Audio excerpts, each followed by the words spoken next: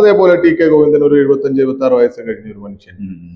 അദ്ദേഹം സംസാരിച്ച് ഒരു ഭയങ്കരമായി പറഞ്ഞ് എന്താ അവസാനം പറയുന്നത്, കോൺഗ്രസ് പിന്തുണച്ചാലോ BJP പിന്തുണച്ചാലോ കുഴപ്പമില്ല, ഞാൻ മത്സരിക്കാന്നുള്ളത്. അപ്പോ അതിനൊക്കെ നമുക്ക് ഒരു പുതിയ കാലത്ത് നമുക്ക് അംഗീകരിക്കാൻ പറ്റും. അവിടെ എല്ലാം CPM എടുത്തൊരു നിലപാടുണ്ട്. അവരുടെ ഭീഷണിക്ക് മുമ്പിൽ എന്ത് ചെയ്തില്ല, വഴങ്ങിയില്ല. അതെ, മുട്ടുമടക്കിയില്ല, ആർജവത്തോടു കൂടി നിന്ന്. കാരണം ഇടതുപക്ഷത്തെ സംബന്ധിച്ചിടത്തോളം ഇന്ത്യയിലെ ഒരു ബദലാണ് കേരളം. രാജ്യത്ത് സംഘപരിവാർ നടപ്പിലാക്കുന്ന തീവ്ര വലതുപക്ഷ നയങ്ങൾ, അതോടൊപ്പം വർഗീയത, നാട്ടിൽ മനുഷ്യർക്ക് നല്ല രീതിയിൽ ഒരു എല്ലാ മതവിഭാഗങ്ങൾക്കും ഒരുപോലെ മാനവികത ഉയർത്തിപ്പിടിക്കുന്നവർക്ക് ജീവിക്കാൻ പറ്റുന്ന സാഹചര്യം അല്ലല്ലോ മുന്നോട്ട് വെക്കുന്നത്.